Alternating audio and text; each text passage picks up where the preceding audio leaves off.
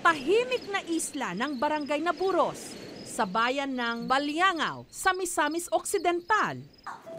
Gabi-gabing binabasag ng ingay. Lagi mo!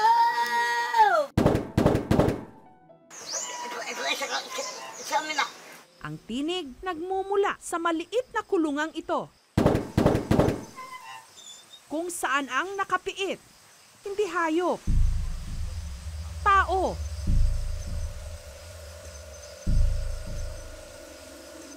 Papa, how many years ago? This road never did. Manila sila. Kantot na mag-ikaw. Sungay. Maya-maya pa, bigla itong nagwala. Niyupi ang mga bakal na rehas. Pilit na lumulusot sa mga butas, akmang tatakas.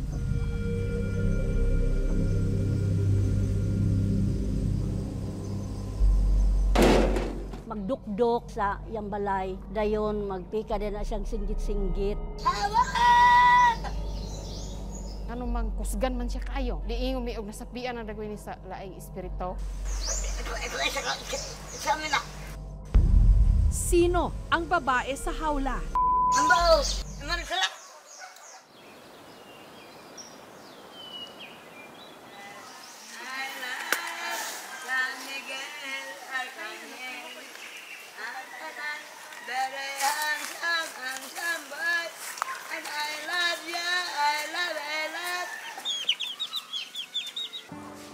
Kilalang kilala ng magkapatid na Jenilyn at Jenny, ang babaeng nakakulong.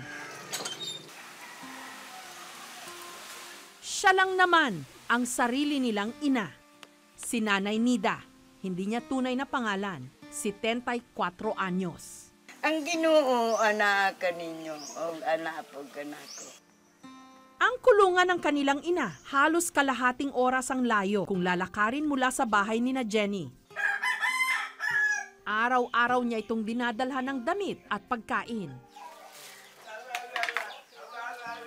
Sa plastic na lang daw niya inilalagay ang pagkain ng ina. Malimit daw kasi, binabasag nito ang plato. Araw-araw ko yung ginagawa pag-aalaga ng mama ko. Para ako nag-aalaga na ika-4 kong anak.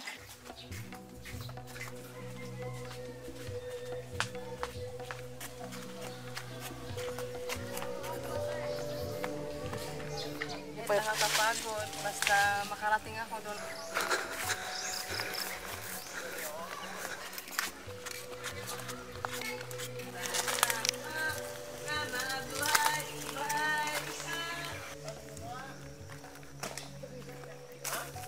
Gatas? Parang manig-o bang wala ng puto? Sige na, lilig. Pinapaliguan ni Jenny ang kanyang ina mula sa labas ng kulungan nito. Dapat, dito. Dugay naman. Ay, agoy. Ikaw, sa akong bilas, ha? Masita. Malamig. Dili. Ayaw, dili, inana. Kuha mo tayo na. As in, gusto ko Sige. Araw-araw akong pumupunta dito na mag-aalaga sa kanya. Pag hindi ko na kaya, magsasabi ako sa mga pamangkin ko na kayo na lang ang pumunta doon. Pero pag galit, huwag niyong lapitan. Ilagay niyo ng pagkain sa malapit niya, tapos tumakbo na kayo para hindi kayo matapunan ng bato pag galit. Naiiyak ako kasi ganyan yung naranasan ng ina namin. Hindi namin alam na mayroon pala siyang ganyang sakit. Sakit yun unta, pero madawat na mo kay naingana naman yun siya. Makatulo, biya po na mong luha. Gamot ko ng ginikanan. Wala man iko niya, gasto magpatambal. Mga pobre raman mi kayo.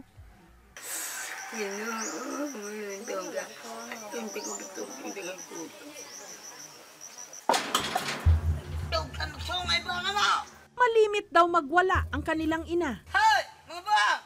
Magsasala na? Kaya ang kulungan nito, tinakpan nila ng yero. Dito siya? Pitaka lang magpitari.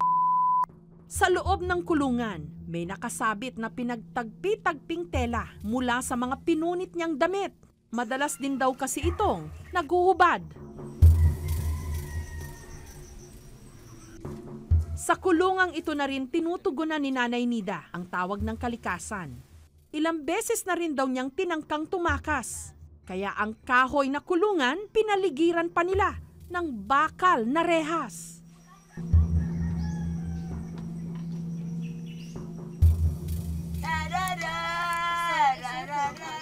Masakit din.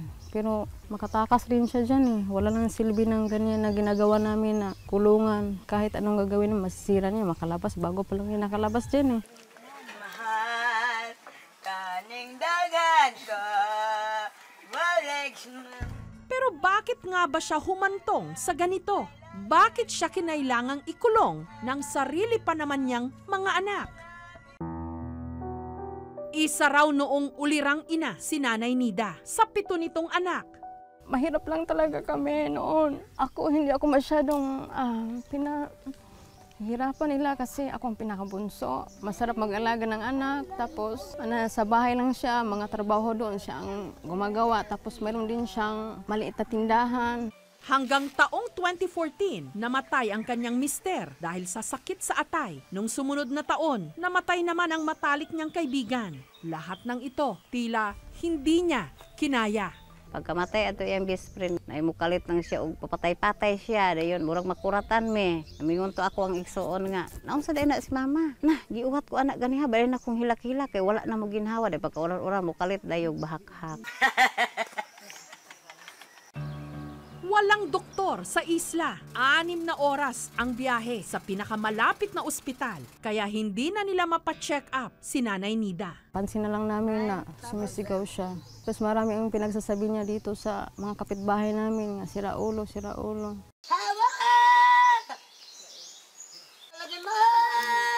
Singgit-singgit siya magabi, dili ka tulog ang mga silingan. Munang among gilain dire. Doon niya pag mata na mo uguan, makabit-bit siya og mga hinagiban kay wala sa iyang huna-huna. Hanggang nagpasya sina Jenaline at Jenny na gumawa na lang ng kulungan sa gitna ng kakahuyan kung saan tumira ang kanilang ina sa nakalipas na 2 taon. Wala yung kapriso, kadbuang kuno ka. Nakaibuang nga dilibuang. Sakit yun unta, na unsaon man ang maulaw mami sa mga tao o amo ang pasagdahan siya. Ang ibang mga anak ni Nanay Nida nakatira sa ibang mga bayan o probinsya. Pero ang lagi raw nitong hinahanap-hanap, ang panganay niyang nagtatrabaho sa Marawi. Si Efren, na halos 1 taon na niyang hindi nakikita. Mabait talaga yung nanay ko sa akin. Dan binibiro ko siya na kahit walang music, sinasayaw ko siya, inaawitan ko siya. Ginawa ko ng diskarte sa buhay para lang magkapira ako para mapagamot ko siya. Kaso malayo talagang kapalaran para sa akin. Ginawa ko yung lahat yung trabaho sa Marawi. Kahit magbabasura pa ako, ginagawa ko na yan. Pero wala talaga, ma'am. Sinamahan ng aming team si Efren para muli niyang makita ang kanyang ina.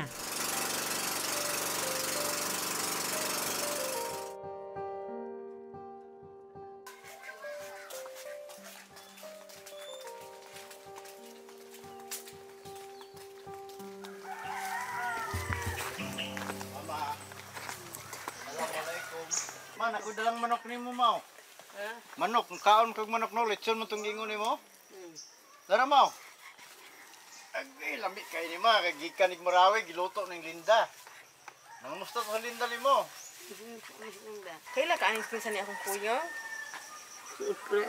Efren, ang imong kinamagwangan, ang pinangga ni mong anak, Nadairo. babaero. Ma, I love you. Ganito. Mahal na mahal kita. Hanggang wakas. Umiyak na lang ako kasi di ko mapigilan yung sarili ko. Bakit nagkaganon yung nanay ko? Talagang mahal-mahal ko siya. Love you, Ma.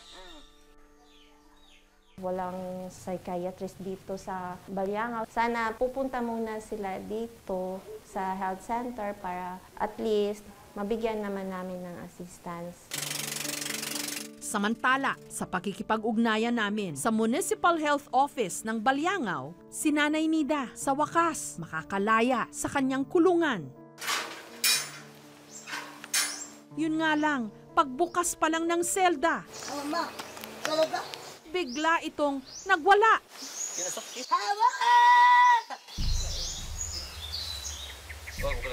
Manlugok ma. Ngalandag ko. Hawa lagi mo! Kodrak mo! Kailan ka sa upakal? Ambaw! Bili ka lang Ayaw!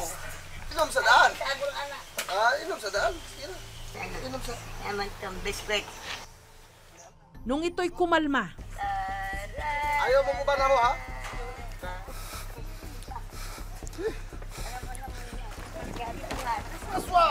isinakay siya sa bangka patawid sa bayan ng Balyangaw. May booking ko periyon eh. Wala. Salagyan po ng ano ha? Like this? Sige po, diretso po. Sakay po. Sige po, diretso po. Sakay.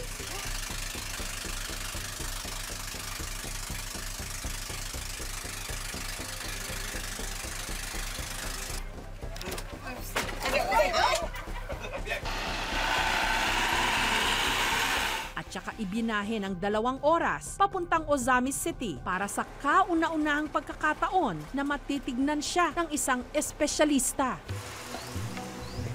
Ayon sa doktor, ang sakit sa pag-iisip ni Nanay Nida Sa kanyang manifestation, it's more on schizophrenia. Papa, how many years ago? Disclose me already. Sa mood disorder naman, mayroon talagang mga emotion na hindi mo mapipigil. So naging violent ka, parang manic state ba? Hindi mo makontrol yung emotion mo. pinayuhan silang agarang ipasok si Nanay Nida sa isang mental health facility at ang isa sa pinakamalapit sa kanila ang nasa syudad ng Cagayan de Oro. Samantala, sinagot na ng local government unit ng Balyangaw at ng aming programa ang unang 2 buwang gamutan ni Nanay Nida. Pangmatagalang medikasyon ang kailangan niya. Nung Biyernes, nadala na si Nanay Nida sa mental health facility sa Cagayan de Oro City. Sa case niya, madali naman po siya kasi for 3 days lang malaki na po ang improvement niya for the medication. Ang nagiging concern kasi ng family members kalimitan ay yung behavior ng pasyente. Ganun ang nagiging paraan ng ibang mga kamag-anak, kinukulong nila, which is hindi siya makataong paraan. Ang pananaw nila is ang taong may kondisyon sa isip ay hindi na pwedeng makapagtrabaho, hindi na pwedeng magkaroon ng asawa o magkaroon ng maayos na buhay, na hindi naman totoo. Kasi pwede namang gamutin yung mga taong may kondisyon sa isip. Nagpasalamat ako sa Panginoon kasi nandito na kami. Sana tuloy-tuloy na rin yung paggaling niya. Bukas ng usapin sa ating lipunan ang tungkol sa mental health. Hindi katulad nung unang panahon na ang mga meron nito itinatago at ang issue hindi pinag-uusapan. Ngayon, tila mas malawak na ang pangunawa rito. I love you. Kaya sana rin mas mabilis matugunan ang pangangailangan ng mga katulad ni Nanay Nida na kailangang makalaya sa pagkakabilanggo ng kanilang isipan.